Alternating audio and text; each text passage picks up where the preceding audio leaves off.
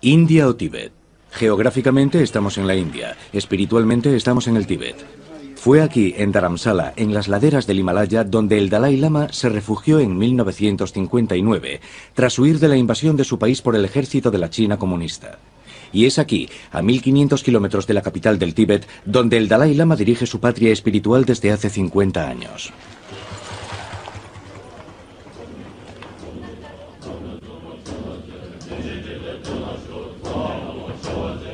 Dalai Lama, de una vida a la otra.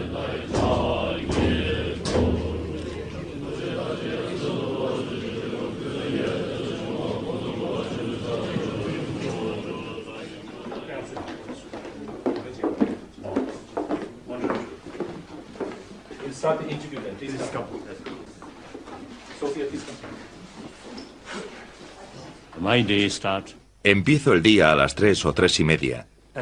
En cuanto me despierto, pienso en Buda y rezo una oración de saludo escrita por el pensador Nagarjuna. Rezo la oración acostado y en señal de respeto pongo las manos así. Así que muestro respeto, pero sigo acostado. Como monje budista, en cuanto me despierto, trato de preparar mi mente. El resto del día mi espíritu debe ser más altruista, más compasivo. Y en mi vida cotidiana debo hacer algo útil para los demás. Luego hago algo de ejercicio físico. Camino un poco en la máquina. A las 5 desayuno, medito y rezo un poco más, hasta las 8 o las 9. Después suelo leer algunos periódicos, o a veces vengo aquí, si tengo alguna reunión. Luego,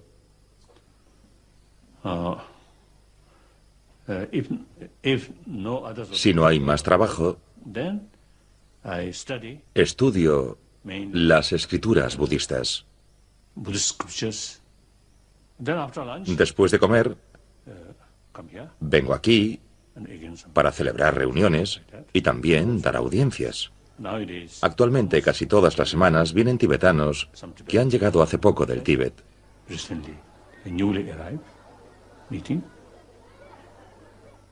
Luego, sobre las 5 o 5:30, tomo el té.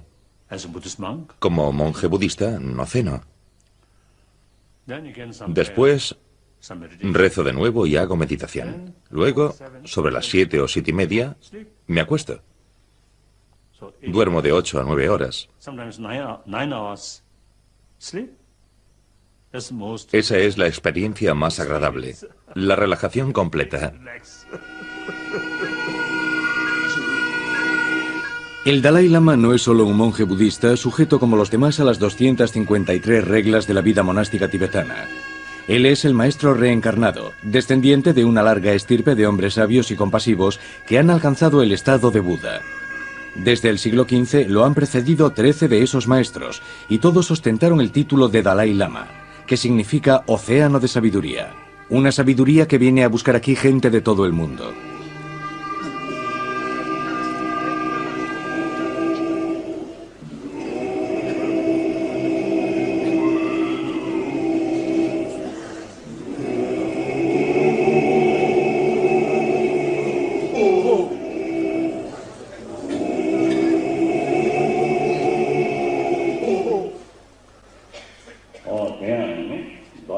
Acumulad todas las virtudes posibles. Dominad el espíritu, nos enseña Buda. La felicidad y el sufrimiento son fruto de causas y condiciones. Por tanto, si uno desea estar libre de sufrimiento, debe eliminar toda causa negativa, evitar cometer actos negativos.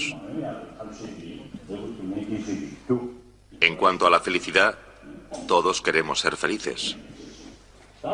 Si la felicidad es el fruto de la conducta virtuosa y el espíritu altruista, fomentemos eso para obtener la felicidad.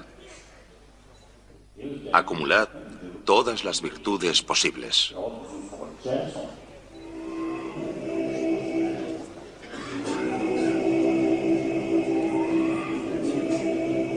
Estas enseñanzas se imparten bajo estrecha vigilancia.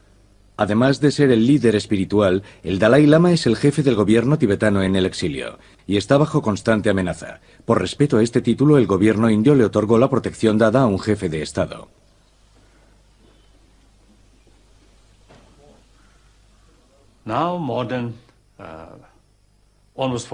Llevamos más de 49 años siendo una de las comunidades de refugiados más prósperas. Aunque somos refugiados, hemos conseguido trabajar por la conservación de la cultura tibetana, la rica tradición budista tibetana.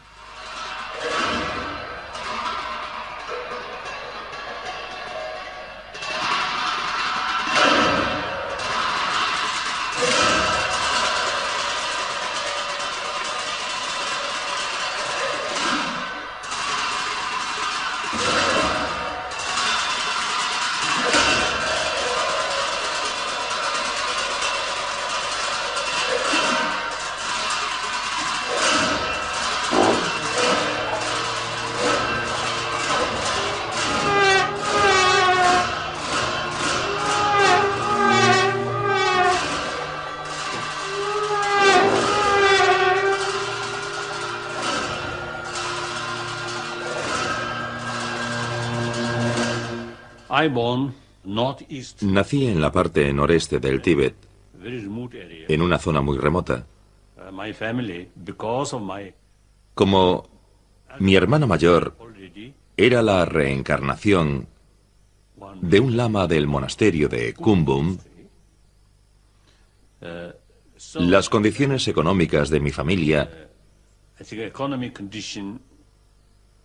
eran algo mejores. Sin embargo, nuestra aldea era muy pobre.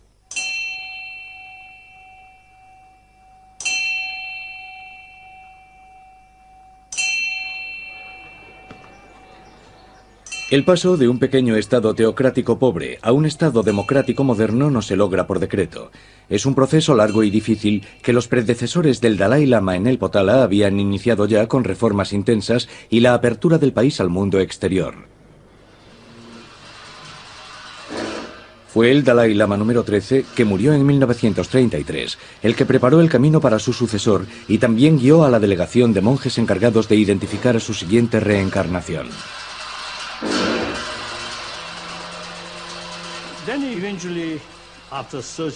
Cuando llegó el comité de búsqueda, me eligió como candidato. En aquel momento, había 3 candidatos de la misma zona, pero uno falleció, así que quedamos 2. Después de unas pruebas o investigaciones realizadas por el comité de búsqueda, yo fui quien lo hizo mejor. Y eso los convenció de que el pequeño Hamo Dondup era el que buscaban. El nuevo Dalai Lama deberá cumplir los 18 años antes de asumir sus responsabilidades. Hasta ese momento, sus regentes y preceptores lo someten a la rigurosa disciplina del noviciado. Es esa instrucción la que lo hace merecedor de sus títulos monásticos de vencedor preciado y gema que concede todos los deseos. Las autoridades tibetanas construyeron una casa para mi madre. Yo vivía aparte. Residía en el Norbulinka. Casi todos los días iba a casa de mi madre. Y también ella y mi padre venían a la casa del Dalai Lama. Así que permanecimos muy unidos. Es difícil imaginar todos los aspectos de la vida de una familia regulados por rituales y protocolos, pero en los palacios de verano e invierno los hermanos del Dalai Lama nunca están lejos. Todo el mundo tiene una familia y también hermanos. Yo soy el hermano menor del Dalai Lama y creo que es un privilegio. Mi madre visitaba muy a menudo a su santidad, por lo menos una vez al mes. Tanto si él estaba en el Potala como en el Norbulinka. Así que desde que aprendí a andar, cuando tenía un año más o menos, cada vez que mi madre iba a ver a su santidad, me llevaba con ella. Recuerdo algunas de mis travesuras. Por ejemplo, en la casa del Dalai Lama no se cocina cerdo, ni huevos, ni pescado.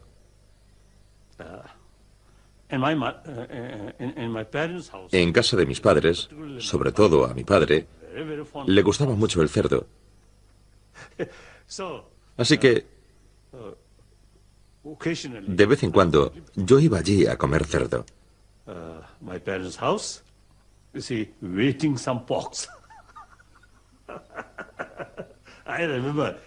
Me sentaba al lado de mi padre, al que le encantaba el cerdo, y yo era casi como un perro esperando a que mi padre me diese un trozo de cerdo. Y también huevos. A veces mi madre me hacía huevos solo para mí.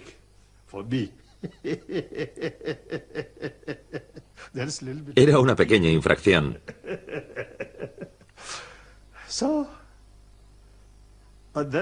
También recuerdo que de niño,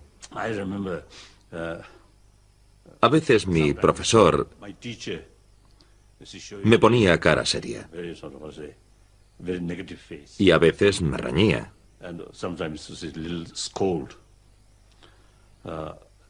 Luego, en cuanto acababa la clase, corría a refugiarme en casa de mi madre, decidido a no volver a la residencia del Dalai Lama,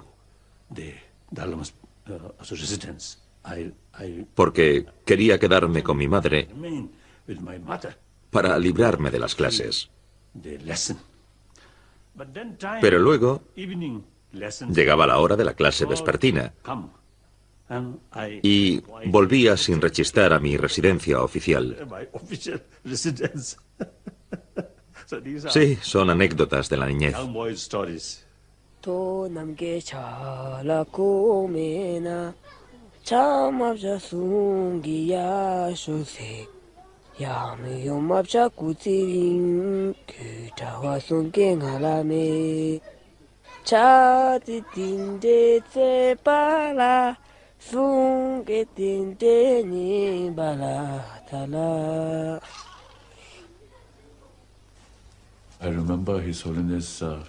Recuerdo que su santidad jugaba conmigo.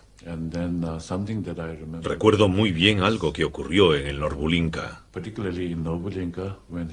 Cuando mi madre visitaba a su santidad, acostumbrábamos a pasear por el jardín y su santidad me dejaba cogerme de su dedo y que paseara con él.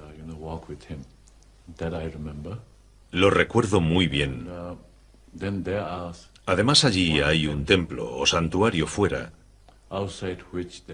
que tiene un leopardo y un tigre disecados, y parecían tan reales que me asustaba mucho al verlos, y su santidad me decía que no me asustara porque estaban disecados.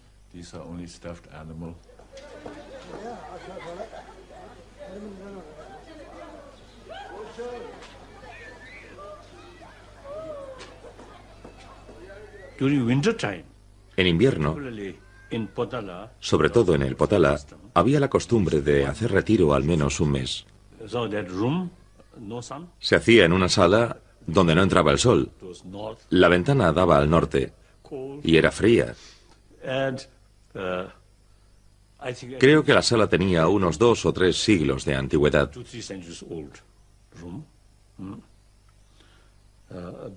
Y debido a las lámparas de grasa, la estancia parecía una cocina. estaba oscura por causa del humo.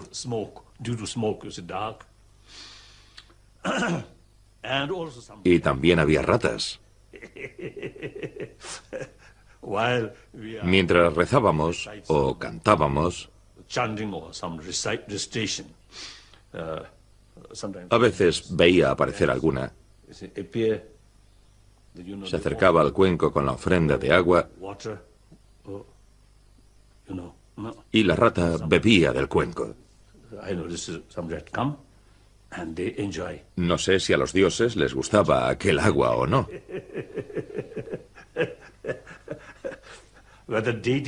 Pero no hay duda de que a las ratas sí.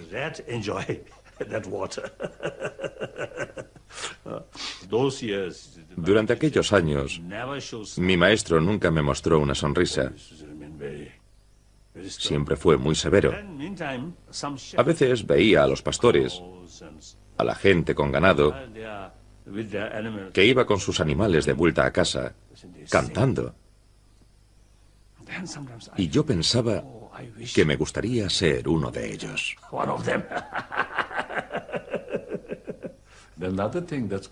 Otra anécdota graciosa ocurrió cuando yo tenía unos 6 años.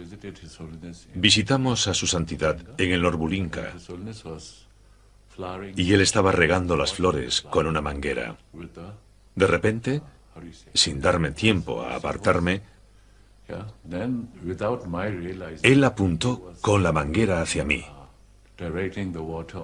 y me empapó por completo. Y para secarme, tuve que correr por el jardín en camiseta.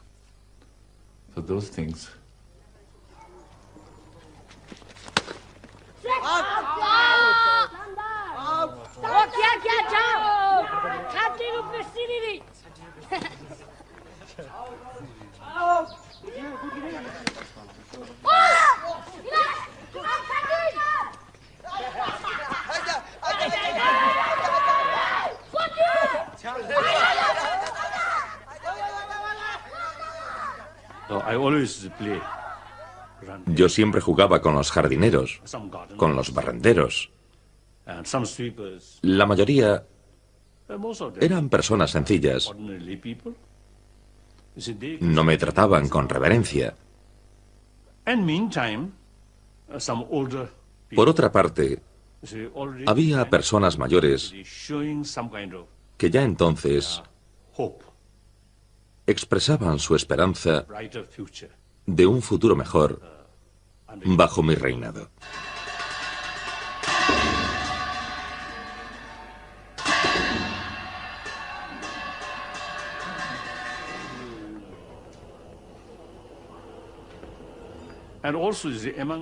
Además, entre los barrenderos mayores, había alguno que ya había estado al servicio del anterior Dalai Lama. Me contaron muchas anécdotas sobre su vida. Y aquello me ayudó a entender mi futura responsabilidad como Dalai Lama.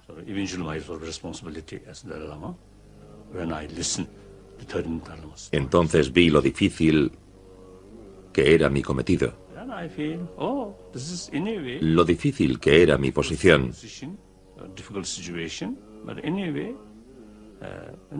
Pero cuando uno encuentra dificultades, es necesario enfrentarse a ellas. Así que como budista aprecio el valor de mis vidas pasadas. Las virtudes del buen karma, acumuladas en mis vidas pasadas, me han dado en esta vida muchas oportunidades de servir a los demás. Y también al Dharma de Buda. Así que el pensar en eso me da fuerza para poder continuar con mi cometido.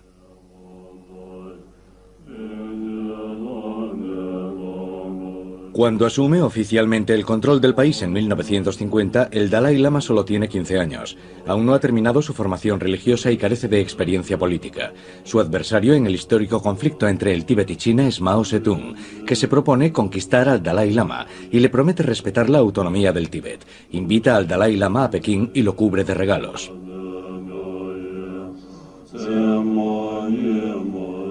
El Dalai Lama sueña con una síntesis entre el marxismo y el budismo, al menos de forma teórica, porque en la práctica el ejército chino se comporta como una fuerza de ocupación y construye carreteras nuevas que faciliten su penetración en el país.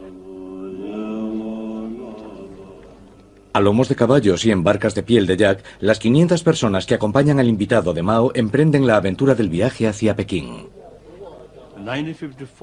En 1954 fui a China. Fue una gran oportunidad para ver un mundo diferente. También pude reunirme con muchos tibetanos en las provincias de Amdo y de Kham. De modo que viví muchas experiencias, vi cosas nuevas y aprendí mucho. Además, conocí a muchos líderes, a grandes personalidades, como por ejemplo el presidente Mao Zedong. Aprendí mucho de aquella experiencia. Creo que a mi hermano, el Dalai Lama, le impresionó mucho la personalidad de Mao. Mao habla de buena fe y reconciliación. El Tíbet es un país grande que antaño dominaba China, pero está atrasado, así que necesita ayuda para desarrollarse y modernizarse. Mao incluso nombra al Dalai Lama vicepresidente del Comité Permanente de la Asamblea Nacional China, título honorífico que no tiene ningún poder político real.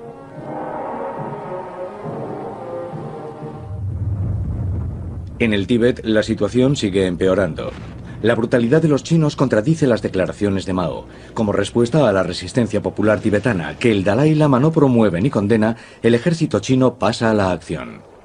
En marzo de 1959, 4 años después de su regreso a Pekín, el Dalai Lama ve Lhasa invadida, su ejército destruido y a los monjes perseguidos. Palden Gyatso es uno de los monjes que sufrieron la represión. En aquel momento protesté contra la anexión. No quería que nos invadiesen. Y por ese motivo, en 1959, los chinos me encarcelaron. Me tuvieron preso durante 33 años. Durante esos 33 años me torturaron y me pegaron. Sufrí las torturas más horribles, pero afortunadamente no estoy muerto. ¿Por qué? Porque desde el punto de vista budista estoy protegido. No fueron los chinos los que me liberaron. Amnistía Internacional escribió sobre mi situación y se esforzaron mucho. Lucharon para que me liberasen después de pasar 33 años preso.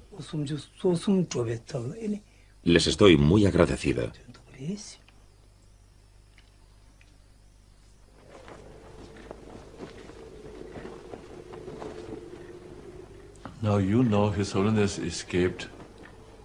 El Dalai Lama escapó la noche del 17 de marzo de 1959. Esa noche, mi madre me dijo que me cambiara de ropa, porque teníamos que huir. Me hizo mucha gracia porque mi madre y mi hermana iban vestidas de hombre. Yo tenía 12 años y no podía parar de reír porque me parecían muy graciosas. Salimos de Norbulinka sobre las 9 o 9:30 y caminamos hacia el río. Pasamos muy cerca de los campamentos militares chinos. Nos marchamos de noche. Viajamos toda la noche y al día siguiente, muy avanzada la tarde, hicimos la primera parada. A veces viajábamos 6 horas, a veces 8, y en total nuestro viaje duró 12 días.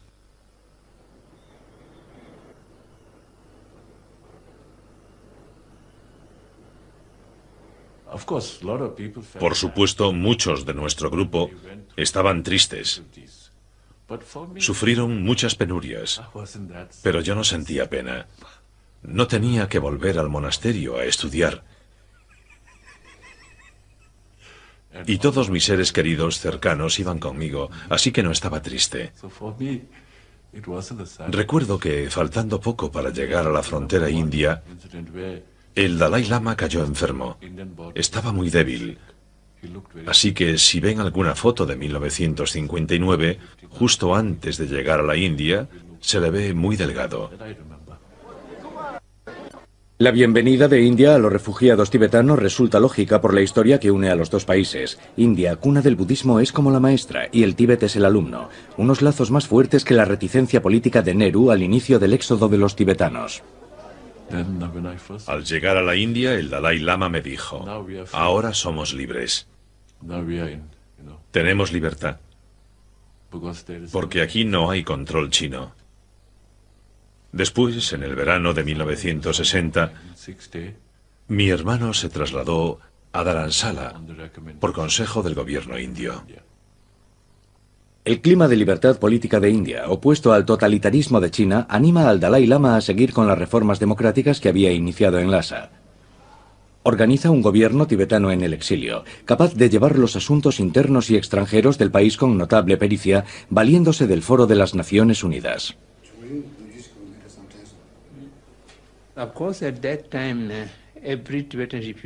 En aquel momento, los refugiados tibetanos no creían que aquello se prolongase. Todos creíamos que en pocos años podríamos regresar al Tíbet. Solo el Dalai Lama tuvo visión a largo plazo. Se encargó de organizar las instituciones tibetanas, la reconstrucción de los monasterios y la creación de escuelas por si el exilio se prolongaba. Sin la capacidad de previsión a largo plazo del Dalai Lama, los refugiados tibetanos habrían tenido muchos más problemas. El problema de los refugiados es, desde luego, el más urgente. Desde la invasión de Lhasa y las matanzas de civiles, se calcula que murieron 80.000 personas entre 1959 y 1960. Los refugiados llegan a la India por millares. El gobierno indio hace lo que puede para acogerlos, multiplicando la distribución de alimentos, campamentos y los programas educativos. El otro problema es el político, que no puede resolverse solo con generosidad. Como asilado político, la cuestión política resulta clave mientras sigamos siendo una comunidad de refugiados. Así que aquí siempre me he considerado un portavoz libre del pueblo tibetano. Por tanto, a principios de los años 70, comprendimos que tarde o temprano tendríamos que hablar con el gobierno chino sobre el problema tibetano. Así que nuestra meta es tratar de hallar una solución equitativa para ambas partes. De modo que no buscamos la independencia, a pesar de los acontecimientos pasados. Lo único que nos interesa es el futuro. Materialmente, el Tíbet está muy atrasado, pero espiritualmente está muy avanzado. Todos los tibetanos quieren un Tíbet más moderno. Por eso, proponemos que en el aspecto del desarrollo material, el Tíbet siga dentro de la República Popular China. Conseguiremos un desarrollo económico mayor, pero eso solo será posible si podemos gozar de una autonomía verdadera. El Tíbet sigue siendo un pequeño enclave entre dos gigantes, que son India y China. No nos sentimos del todo seguros. La amenaza siempre está presente. Por eso el Dalai Lama, con una mentalidad muy pragmática, propuso la solución de la autonomía. Nuestro objetivo es construir una sociedad no violenta. Y nuestro objetivo también es conservar la herencia cultural única del Tíbet.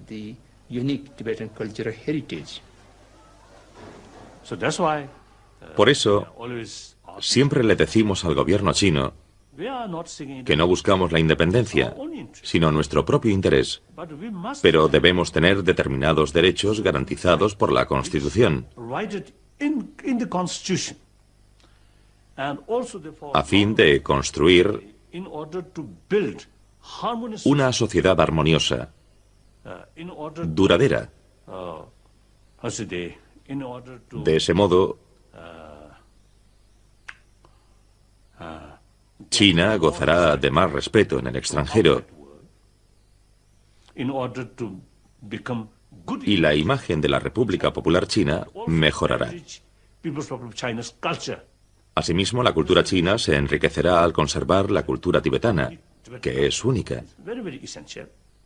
Y esto es algo que les interesa porque, después de todo, entre los chinos hay millones de budistas.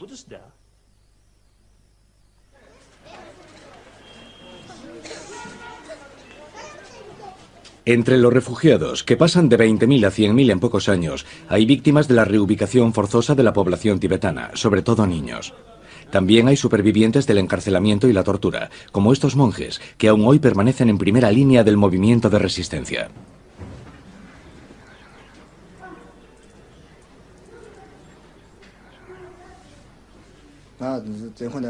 Me detuvieron y encarcelaron porque, junto con otros 4 tibetanos, estábamos pegando carteles que decían «Larga vida al Dalai Lama, chinos fuera del Tíbet, Tíbet independiente». Los pegamos en las paredes de Pashizon. Fuimos Lobsang Sering, Jampa Dorje, Pema Senun, Jampa Tashi y yo. Todos escribimos nuestro nombre en los carteles porque aceptamos toda la responsabilidad de nuestro acto y para evitar que otros tuviesen problemas por aquello.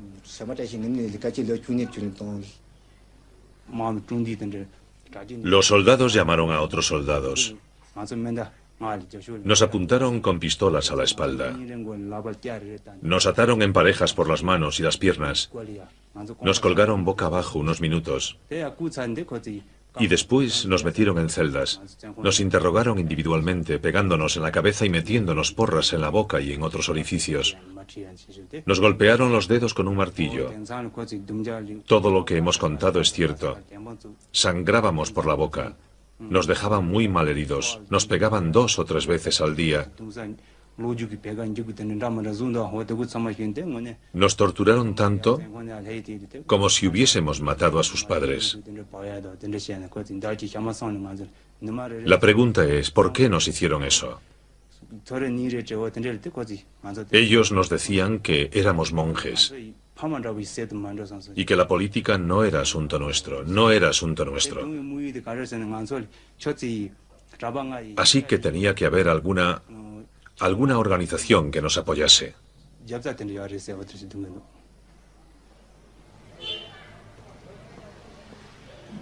Los chinos tenían razón en considerar que el budismo era la principal fuerza tras la resistencia popular tibetana. Para acabar con esa resistencia, la estrategia principal es atacar a la religión tibetana.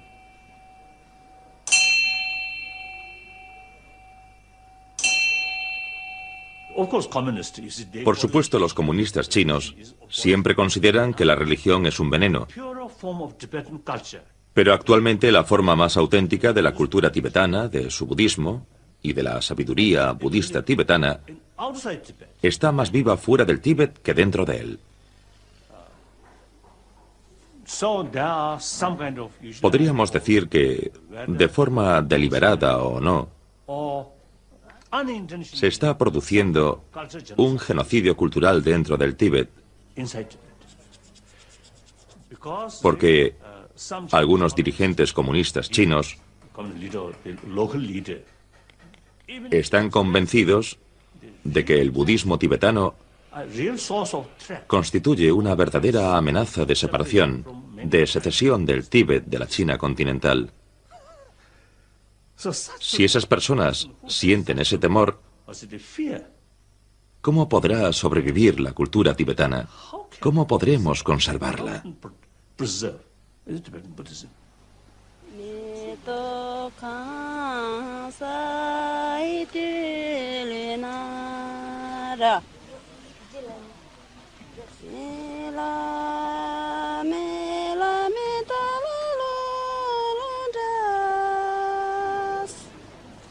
Si el budismo tibetano está en peligro dentro de las fronteras del Tíbet, su esperanza de supervivencia está fuera de esas fronteras, en el seno de la comunidad de refugiados y en los niños de la diáspora.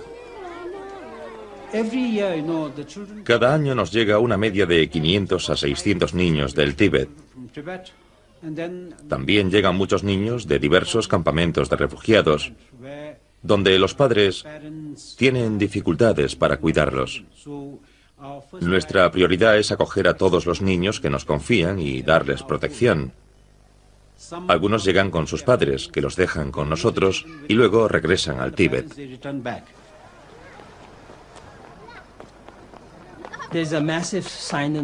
Hay una enorme sinización de los tibetanos y su cultura.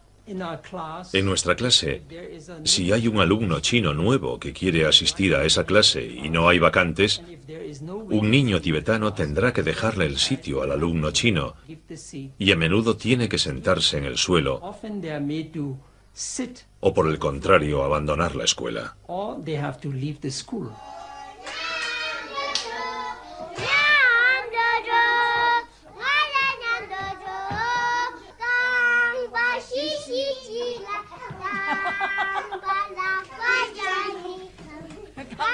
Para huir de esa discriminación que los niños sufren dentro del Tíbet, los padres a menudo se ven obligados a tomar la dolorosa decisión de separarse de ellos y enviarlos al otro lado del Himalaya, donde hallan una buena acogida y un ambiente que favorece el aprendizaje de su identidad tibetana cultural y religiosa.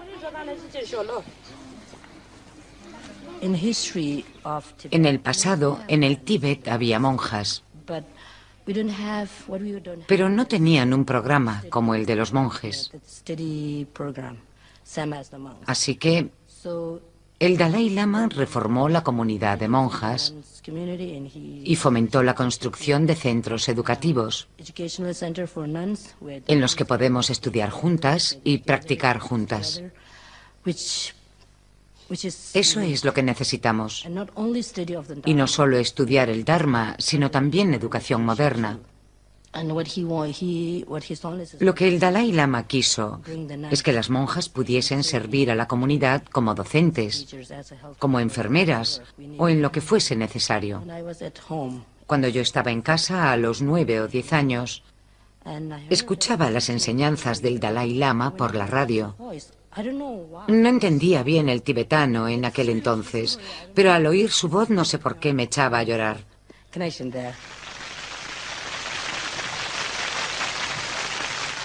En 1980, tras 20 años de exilio, una delegación del Dalai Lama al fin recibe permiso para visitar Lhasa.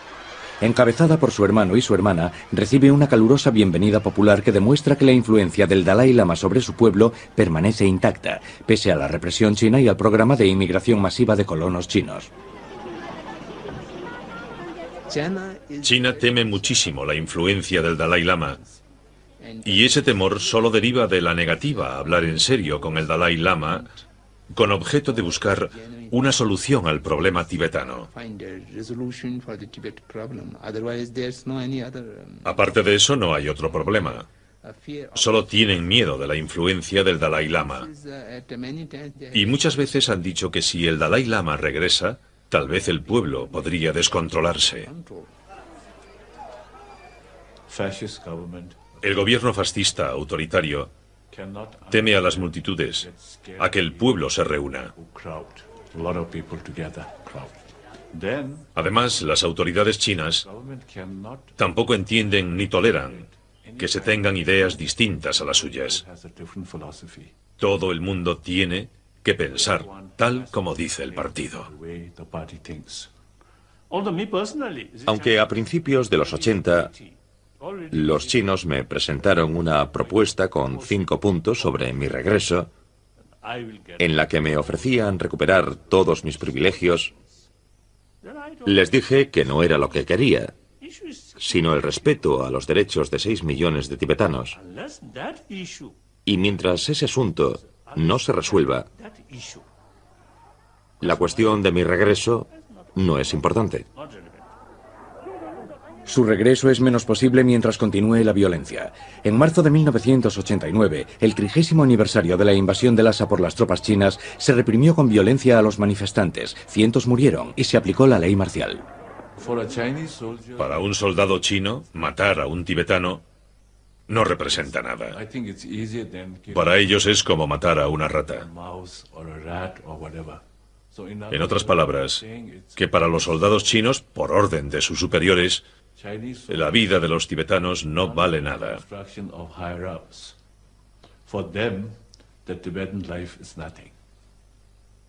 Creo que ahí se ve bien el problema de la presencia de los chinos en el Tíbet. Para ello, los tibetanos no son nada. Hay que eliminarlos.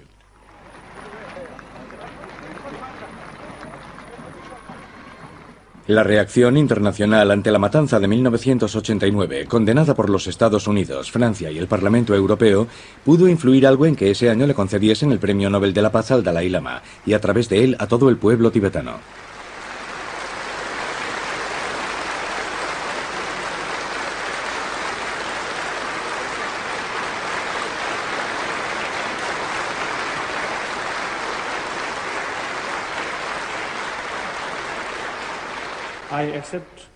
Acepto el premio Nobel con profunda gratitud en nombre de los 6 millones de tibetanos, mis valientes compatriotas que viven en el Tíbet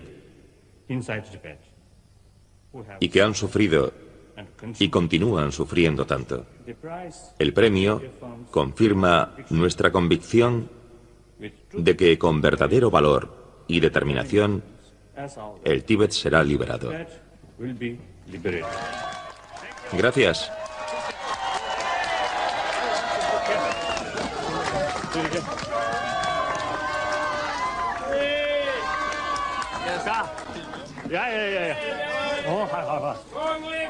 ¡Tíbet libre!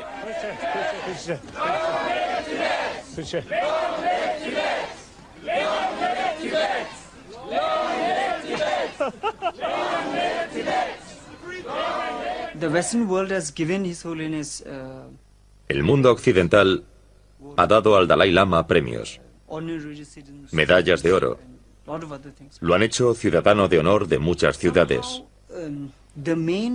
Pero el objetivo fundamental al que el Dalai Lama ha consagrado su vida es a lograr la libertad del Tíbet y a lograrla mediante la no violencia. Y para ello necesita apoyo. El Dalai Lama necesita ayuda. Y el mundo occidental no está ayudando. Cuando su santidad sube a un estrado, todo el mundo aplaude. Pero cuando está luchando, a los occidentales les preocupan más los negocios, el dinero y la política. Así que todas esas medallas y galardones son como un chiste.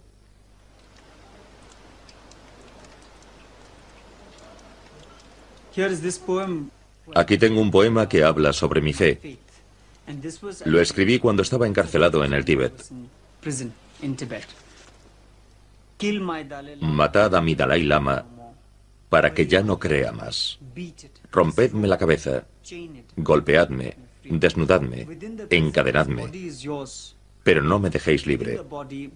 Dentro de la cárcel este cuerpo es vuestro. Dentro de mi cuerpo mis creencias son solo mías. ¿Queréis conseguirlo? Mantenedme callado aquí. Aseguraos de que no queda aliento, pero no me dejéis libre. Si queréis, volved a hacerlo desde el principio. Disciplinadme, reeducadme, adoctrinadme, enseñadme vuestros engaños comunistas, pero no me dejéis libre. Matad a mi Dalai Lama y no volveré a creer. En él el preso se burla de la autoridad.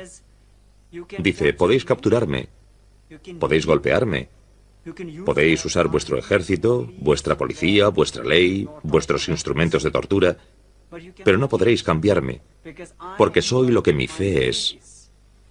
Y porque mi fe está en el Dalai Lama, y jamás se quebrantará. Y si queréis que cambie, hacedme perder la fe. Si queréis que cambie, matad a mi Dalai Lama. Pero eso es imposible.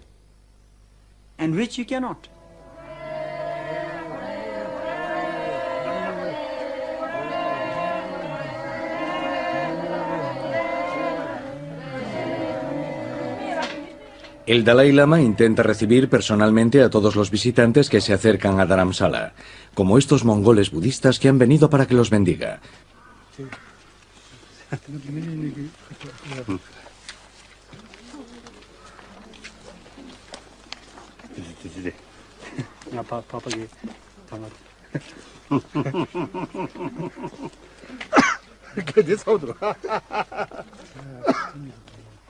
No olvidemos que muchos textos budistas fueron escritos por los mongoles, y todavía hay muchas costumbres comunes entre los dos pueblos, como la de ofrecer un chal de seda como símbolo de bienvenida o lealtad.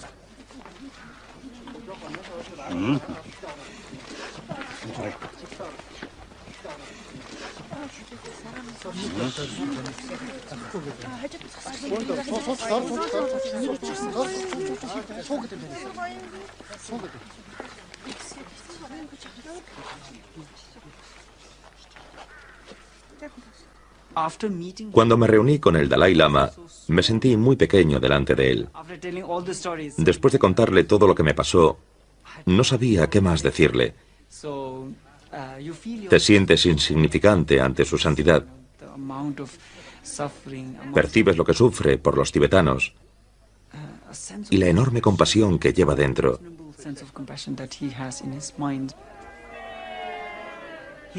Él es como un faro, y ante la adversidad miramos hacia él y nos sentimos inspirados. Hoy el Dalai Lama tiene 72 años y naturalmente surge la cuestión de su sucesión, es decir, su reencarnación. Algunos occidentales sienten curiosidad por saber si el Dalai Lama puede reencarnarse en una mujer. Y sí, claro que es posible.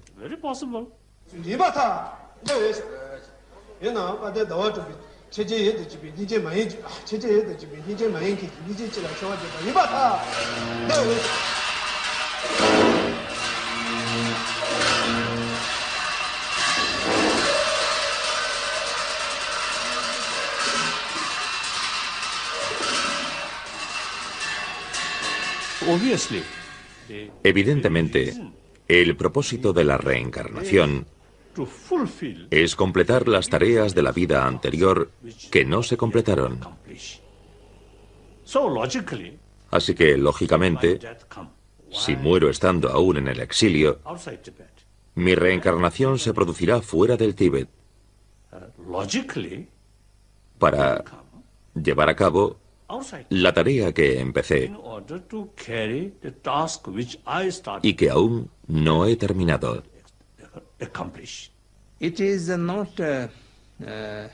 No ha sido iniciativa de su santidad hablar de su sucesión, sino de los chinos.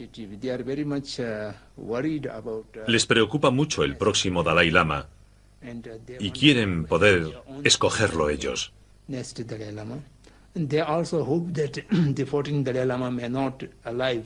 También esperan que el actual Dalai Lama no viva mucho tiempo. Y han propagado el rumor de que padece cáncer en fase terminal. Así que cuando muera, los chinos quieren elegir al siguiente Dalai Lama.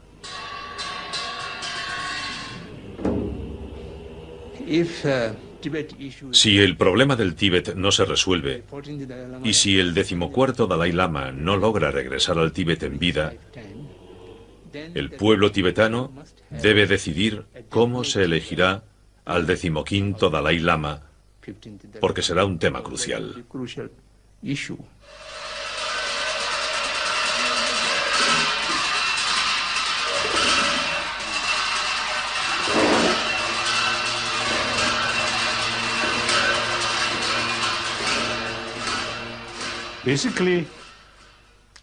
Desde el principio apoyé la candidatura china a los Juegos Olímpicos.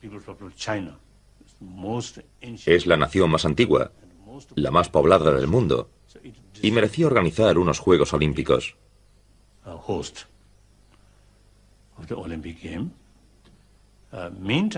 En mi declaración también mencioné a las ONG que se preocupan por la situación de falta de respeto a los derechos humanos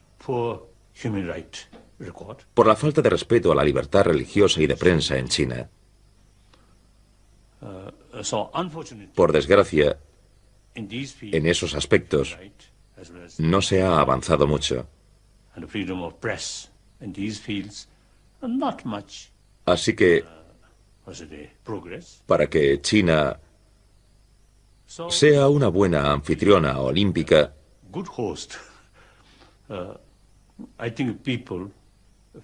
el mundo libre debería recordar a las autoridades chinas que no deben descuidar esos temas.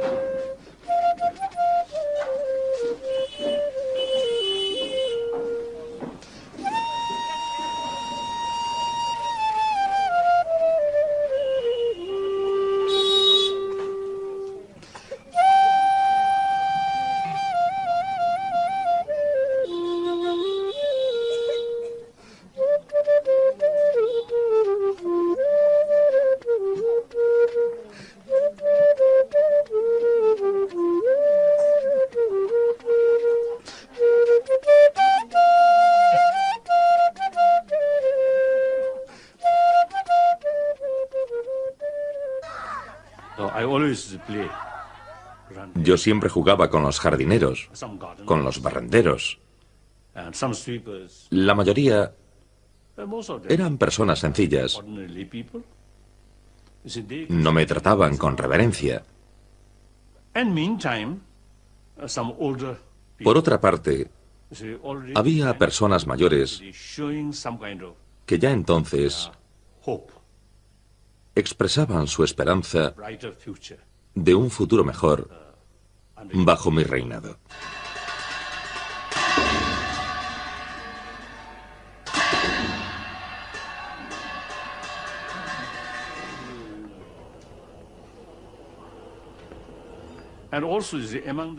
Además, entre los barrenderos mayores, había alguno que ya había estado al servicio del anterior Dalai Lama. Me contaron muchas anécdotas sobre su vida. Y aquello me ayudó a entender mi futura responsabilidad como Dalai Lama.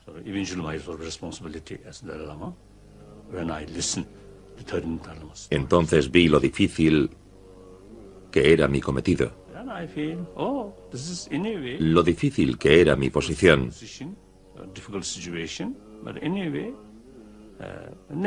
Pero cuando uno encuentra dificultades, es necesario enfrentarse a ellas. Así que como budista aprecio el valor de mis vidas pasadas. Las virtudes del buen karma, acumuladas en mis vidas pasadas, me han dado en esta vida muchas oportunidades de servir a los demás. Y también al Dharma de Buda. Así que el pensar en eso me da fuerza para poder continuar con mi cometido.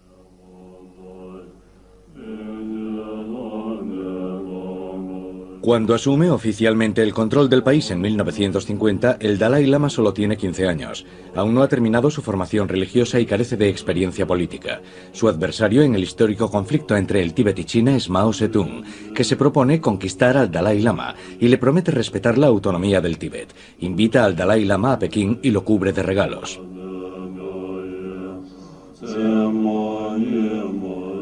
El Dalai Lama sueña con una síntesis entre el marxismo y el budismo, al menos de forma teórica, porque en la práctica el ejército chino se comporta como una fuerza de ocupación y construye carreteras nuevas. De la presencia de los chinos en el Tíbet. Para ello, los tibetanos no son nada. Hay que eliminarlos.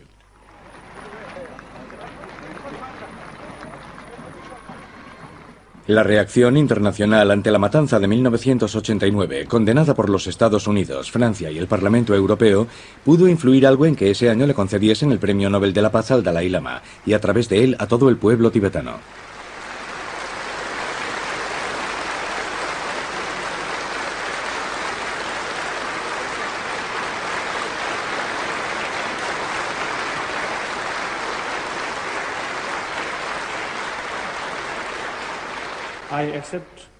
Acepto el premio Nobel con profunda gratitud en nombre de los 6 millones de tibetanos, mis valientes compatriotas que viven en el Tíbet y que han sufrido y continúan sufriendo tanto. El premio confirma nuestra convicción de que con verdadero valor y determinación el Tíbet será liberado. Gracias.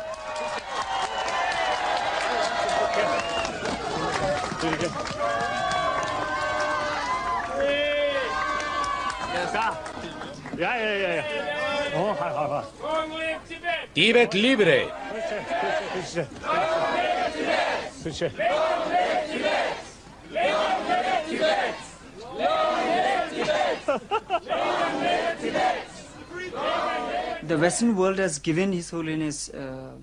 El mundo occidental ha dado al Dalai Lama premios, medallas de oro. Lo han hecho ciudadano de honor de muchas ciudades. Pero el objetivo fundamental al que el Dalai Lama ha consagrado su vida es a lograr la libertad del Tíbet y a lograrla mediante la no violencia. Y para ello necesita apoyo. El Dalai Lama necesita ayuda. Y el mundo occidental no está ayudando. Cuando su santidad sube a un estrado, todo el mundo aplaude. Pero cuando está luchando, a los occidentales les preocupan más los negocios, el dinero y la política. Así que todas esas medallas y galardones son como un chiste.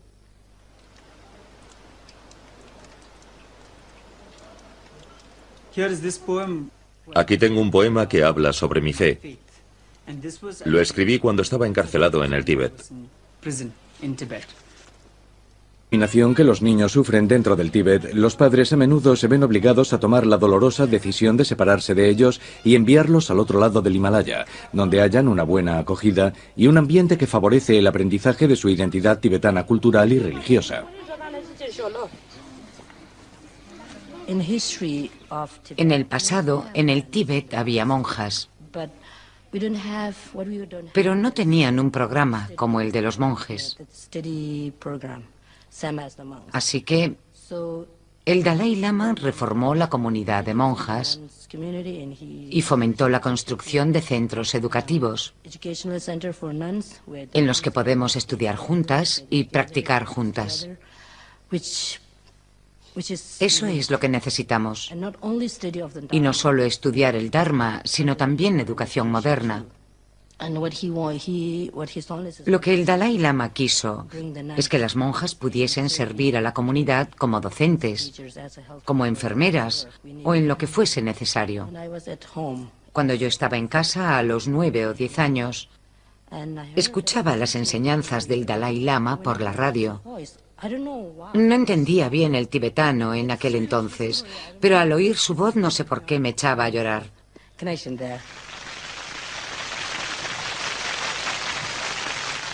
En 1980, tras 20 años de exilio, una delegación del Dalai Lama al fin recibe permiso para visitar Lhasa.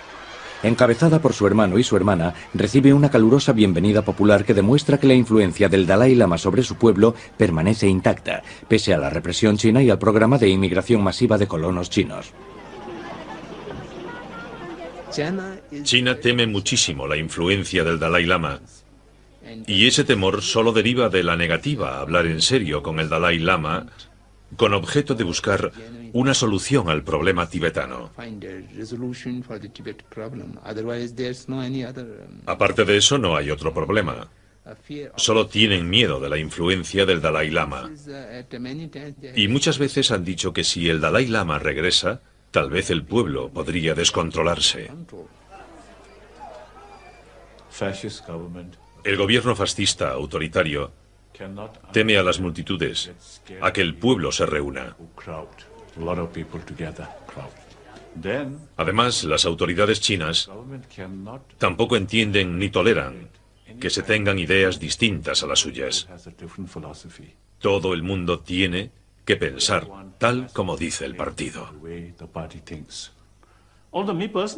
Aunque a principios de los 80, los chinos me presentaron una propuesta con 5 puntos sobre mi regreso, en la que me ofrecían recuperar todos mis privilegios y practicar juntas.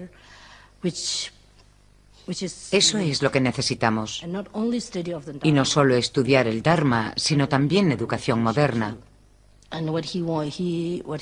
Lo que el Dalai Lama quiso es que las monjas pudiesen servir a la comunidad como docentes, como enfermeras o en lo que fuese necesario. Cuando yo estaba en casa a los 9 o 10 años, escuchaba las enseñanzas del Dalai Lama por la radio. No entendía bien el tibetano en aquel entonces, pero al oír su voz no sé por qué me echaba a llorar.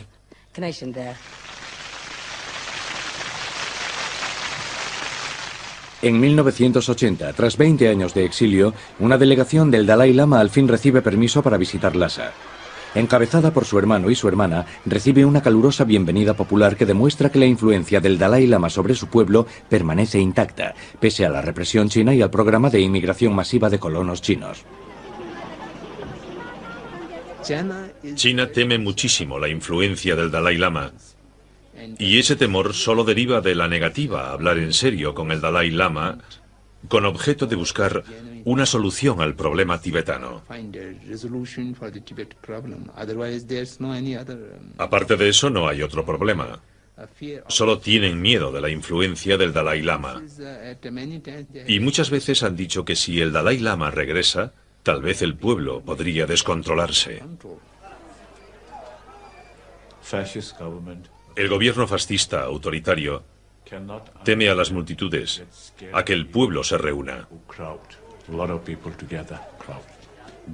Además, las autoridades chinas tampoco entienden ni toleran que se tengan ideas distintas a las suyas.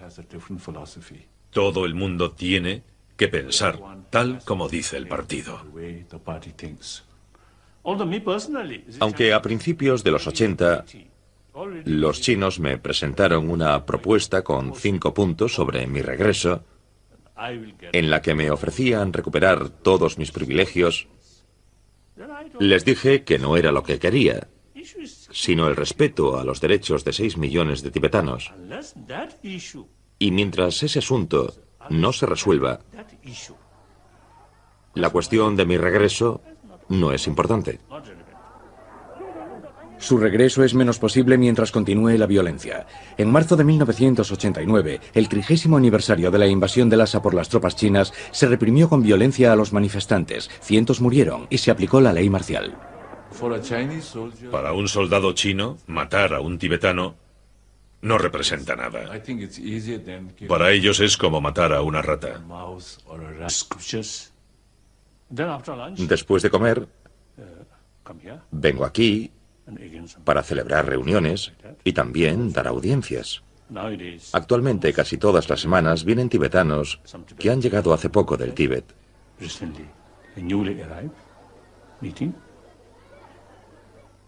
Luego, sobre las 5 o 5:30, tomo el té. Como monje budista, no ceno. Después, rezo de nuevo y hago meditación. Luego, sobre las 7 o 7:30, me acuesto. Duermo de 8 a 9 horas. Esa es la experiencia más agradable, la relajación completa. El Dalai Lama no es solo un monje budista sujeto como los demás a las 253 reglas de la vida monástica tibetana. Él es el maestro reencarnado, descendiente de una larga estirpe de hombres sabios y compasivos que han alcanzado el estado de Buda. Desde el siglo XV lo han precedido 13 de esos maestros, y todos ostentaron el título de Dalai Lama, que significa océano de sabiduría. Una sabiduría que viene a buscar aquí gente de todo el mundo.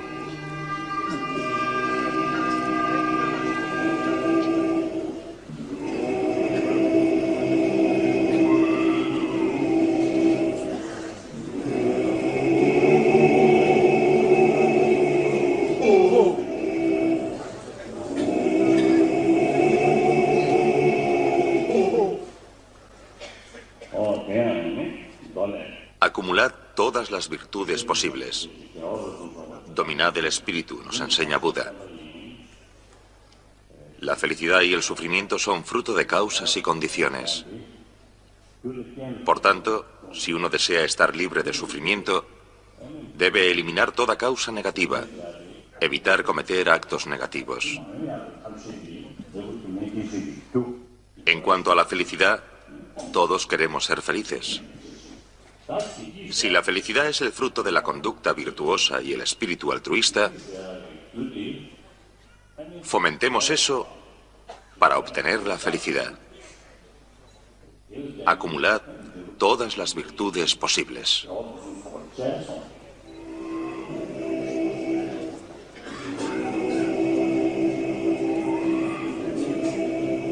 Estas enseñanzas se imparten bajo estrecha vigilancia. Además de ser el líder espiritual, el Dalai Lama es el jefe del gobierno tibetano en el exilio y está bajo constante amenaza. Por respeto a este título, el gobierno indio le otorgó la protección dada a un jefe de Estado. Desayuno, medito y rezo un poco más, hasta las 8 o las 9. Después suelo leer algunos periódicos, o a veces vengo aquí, si tengo alguna reunión. Luego,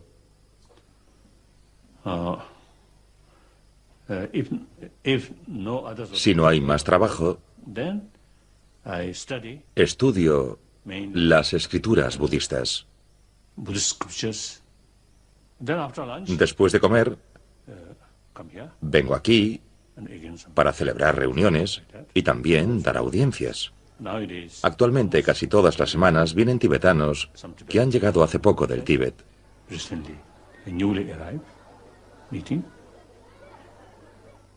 Luego, sobre las 5 o 5:30, tomo el té. Como monje budista, no ceno.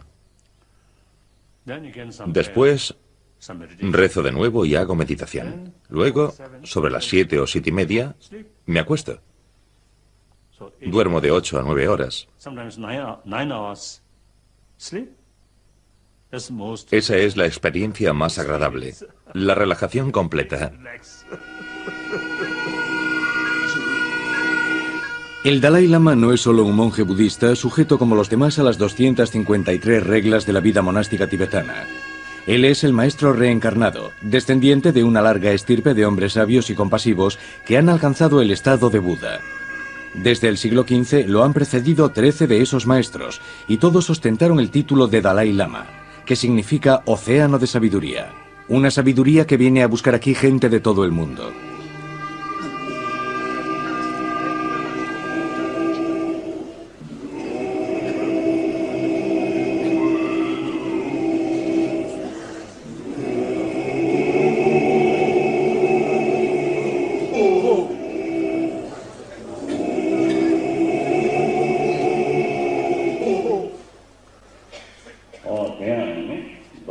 Acumulad todas las virtudes posibles.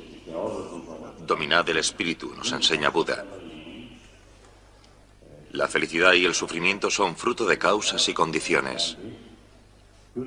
Por tanto, si uno desea estar libre de sufrimiento, debe eliminar toda causa negativa, evitar cometer actos negativos. En cuanto a la felicidad, todos queremos ser felices. Si la felicidad es el fruto de la conducta virtuosa y el espíritu altruista, fomentemos eso para obtener la felicidad. Me dijo que me cambiara de ropa, porque teníamos que huir. Me hizo mucha gracia porque mi madre y mi hermana iban vestidas de hombre. Yo tenía 12 años y no podía parar de reír porque me parecían muy graciosas. Salimos de Norbulinka sobre las 9 o 9:30 y caminamos hacia el río. Pasamos muy cerca de los campamentos militares chinos. Nos marchamos de noche. Viajamos toda la noche y al día siguiente, muy avanzada la tarde, hicimos la primera parada.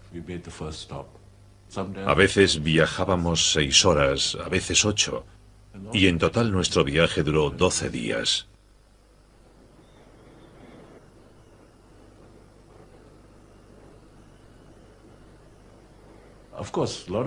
Por supuesto, muchos de nuestro grupo estaban tristes.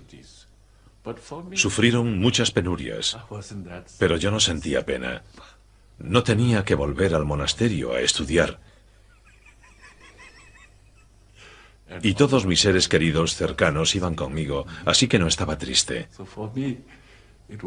Recuerdo que, faltando poco para llegar a la frontera india, el Dalai Lama cayó enfermo. Estaba muy débil. Así que si ven alguna foto de 1959, justo antes de llegar a la India, se le ve muy delgado. La bienvenida de India a los refugiados tibetanos resulta lógica por la historia que une a los dos países. India, cuna del budismo, es como la maestra y el Tíbet es el alumno. Unos lazos más fuertes que la reticencia política de Nehru al inicio del éxodo de los tibetanos. Al llegar a la India, el Dalai Lama me dijo, ahora somos libres. Tenemos libertad. Porque aquí no hay control chino. Después, en el verano de 1960, mi hermano se trasladó a Dharamsala por consejo del gobierno indio. El clima de libertad política de India, opuesto al totalitarismo de China, anima al Dalai Lama a seguir con las reformas democráticas que había iniciado en Lhasa. Organiza un gobierno tibetano en el exilio, capaz de llevar los asuntos internos y extranjeros del país con notable pericia, valiéndose del Foro de las Naciones Unidas.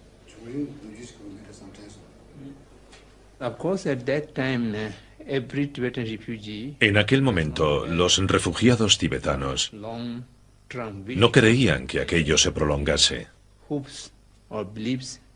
Todos creíamos que en pocos años podríamos regresar al Tíbet. Solo el Dalai Lama tuvo visión. Una casa para mi madre. Yo vivía aparte. Residía en el Norbulinka. Casi todos los días iba a casa de mi madre. Y también ella y mi padre venían a la casa del Dalai Lama. Así que permanecimos muy unidos. Es difícil imaginar todos los aspectos de la vida de una familia regulados por rituales y protocolos, pero en los palacios de verano e invierno los hermanos del Dalai Lama nunca están lejos. Todo el mundo tiene una familia y también hermanos. Yo soy el hermano menor del Dalai Lama y creo que es un privilegio.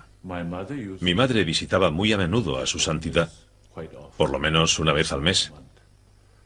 Tanto si él estaba en el Potala como en el Norbulinka.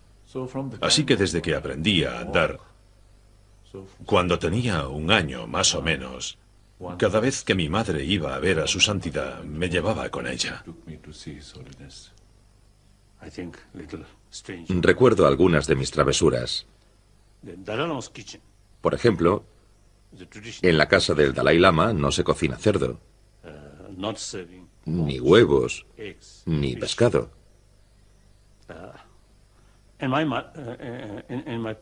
En casa de mis padres, sobre todo a mi padre, le gustaba mucho el cerdo. Así que, de vez en cuando, yo iba allí a comer cerdo.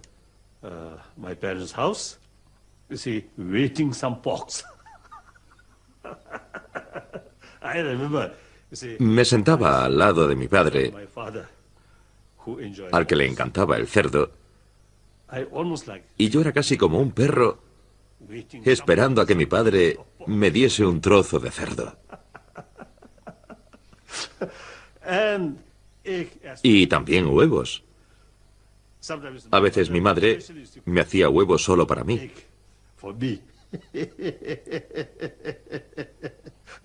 Era una pequeña infracción.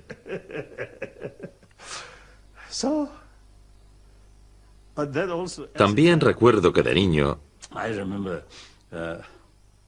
a veces mi profesor me ponía cara seria y a veces me reñía.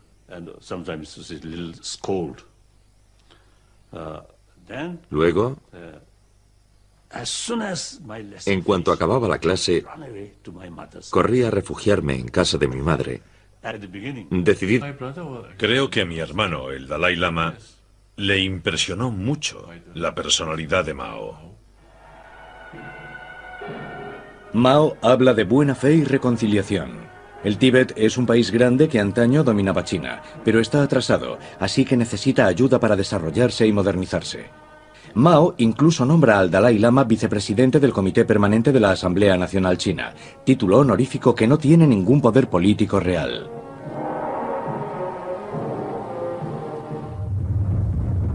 En el Tíbet, la situación sigue empeorando. La brutalidad de los chinos contradice las declaraciones de Mao. Como respuesta a la resistencia popular tibetana, que el Dalai Lama no promueve ni condena, el ejército chino pasa a la acción. En marzo de 1959, 4 años después de su regreso a Pekín, el Dalai Lama ve Lhasa invadida, su ejército destruido y a los monjes perseguidos. Palden Gyatso es uno de los monjes que sufrieron la represión. En aquel momento protesté contra la anexión. No quería que nos invadiesen. Y por ese motivo, en 1959, los chinos me encarcelaron. Me tuvieron preso durante 33 años. Durante esos 33 años me torturaron y me pegaron. Sufrí las torturas más horribles, pero afortunadamente no estoy muerto. ¿Por qué? Porque desde el punto de vista budista estoy protegido. No fueron los chinos los que me liberaron. Amnistía Internacional escribió sobre mi situación y se esforzaron mucho. Lucharon para que me liberasen después de pasar 33 años preso. Les estoy muy agradecido.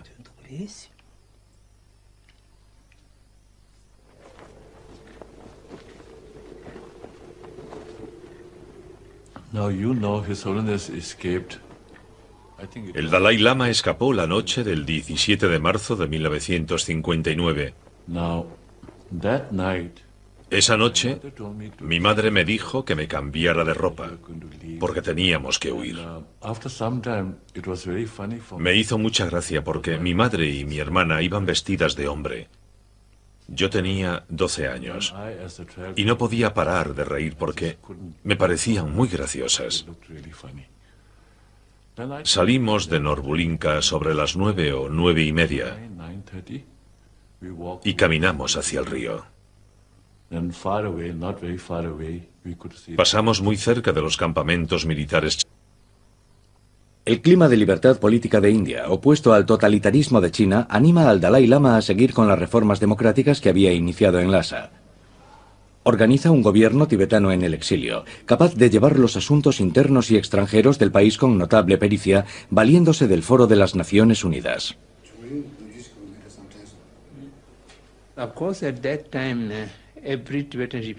En aquel momento, los refugiados tibetanos no creían que aquello se prolongase.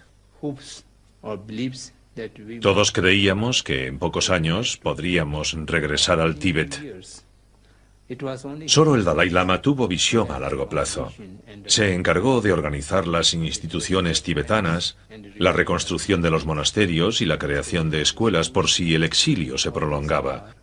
Sin la capacidad de previsión a largo plazo del Dalai Lama, los refugiados tibetanos habrían tenido muchos más problemas. El problema de los refugiados es, desde luego, el más urgente. Desde la invasión de Lhasa y las matanzas de civiles, se calcula que murieron 80.000 personas entre 1959 y 1960. Los refugiados llegan a la India por millares. El gobierno indio hace lo que puede para acogerlos, multiplicando la distribución de alimentos, campamentos y los programas educativos. El otro problema es el político, que no puede resolverse solo con generosidad. Como asilado político, la cuestión política resulta clave mientras sigamos siendo una comunidad de refugiados. Así que aquí siempre me he considerado un portavoz libre del pueblo tibetano. Por tanto, a principios de los años 70, comprendimos que tarde o temprano tendríamos que hablar con el gobierno chino sobre el problema tibetano. Así que nuestra meta es tratar de hallar una solución equitativa para ambas partes. De modo que no buscamos la independencia, a pesar de los acontecimientos pasados. Lo único que nos interesa es el futuro. Materialmente, el Tíbet está muy atrasado, pero espiritualmente está muy avanzado. Todos los tibetanos quieren un Tíbet más moderno. Por eso, proponemos que en el aspecto del desarrollo material, el Tíbet siga dentro de la República Popular China. Conseguiremos un desarrollo económico mayor, pero eso solo será posible si podemos gozar de una autonomía verdadera. Miradme, pero no me dejéis libre. Dentro de la cárcel este cuerpo es vuestro. Dentro de mi cuerpo mis creencias son solo mías. ¿Queréis conseguirlo? Mantenedme callado aquí. Aseguraos de que no queda aliento, pero no me dejéis libre. Si queréis, volved a hacerlo desde el principio. Disciplinadme, reeducadme, adoctrinadme, enseñadme vuestros engaños comunistas, pero no me dejéis libre. Matad a mi Dalai Lama y no volveré a creer. En él el preso se burla de la autoridad. Dice, podéis capturarme, podéis golpearme, podéis usar vuestro ejército, vuestra policía, vuestra ley, vuestros instrumentos de tortura, pero no podréis cambiarme, porque soy lo que mi fe es. Y porque mi fe está en el Dalai Lama, y jamás se quebrantará. Y si queréis que cambie, hacedme perder la fe. Si queréis que cambie, matad a mi Dalai Lama. Pero eso es imposible.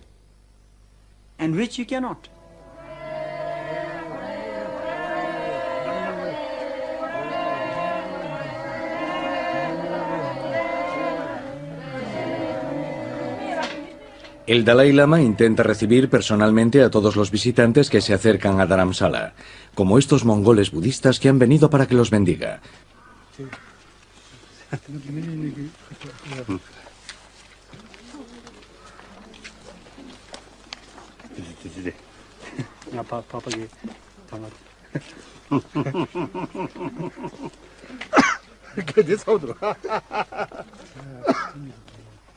No olvidemos que muchos textos budistas fueron escritos por los mongoles, y todavía hay muchas costumbres comunes entre los dos pueblos, como la de ofrecer un chal de seda como símbolo de bienvenida o lealtad.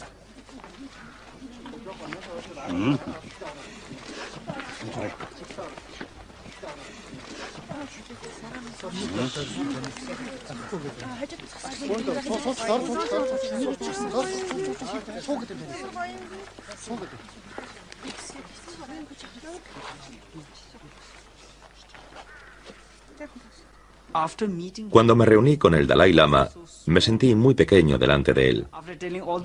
Después de contarle todo lo que me pasó, no sabía qué más decirle. Te sientes insignificante ante su santidad. Percibes lo que sufre por los tibetanos y la enorme compasión que lleva dentro.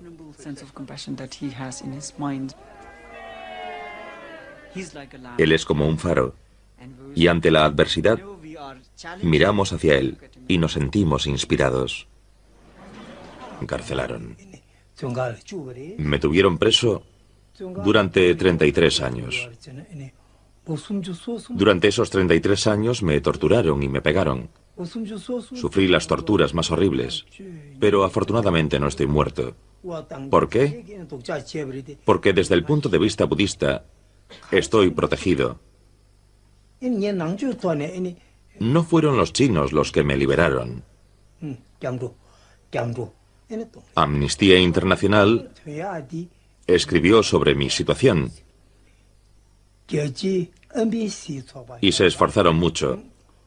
Lucharon para que me liberasen después de pasar 33 años preso. Les estoy muy agradecido.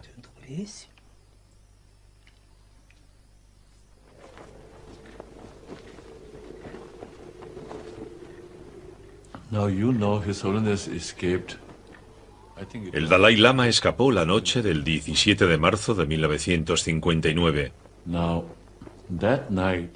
Esa noche, mi madre me dijo que me cambiara de ropa, porque teníamos que huir. Me hizo mucha gracia porque mi madre y mi hermana iban vestidas de hombre. Yo tenía 12 años y no podía parar de reír porque me parecían muy graciosas. Salimos de Norbulinka sobre las 9 o 9:30 y caminamos hacia el río. Pasamos muy cerca de los campamentos militares chinos. Nos marchamos de noche. Viajamos toda la noche y al día siguiente, muy avanzada la tarde, hicimos la primera parada. A veces viajábamos 6 horas, a veces 8, y en total nuestro viaje duró 12 días.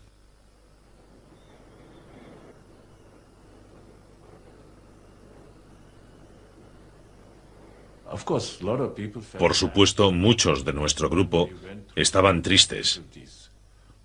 Sufrieron muchas penurias, pero yo no sentía pena. No tenía que volver al monasterio a estudiar.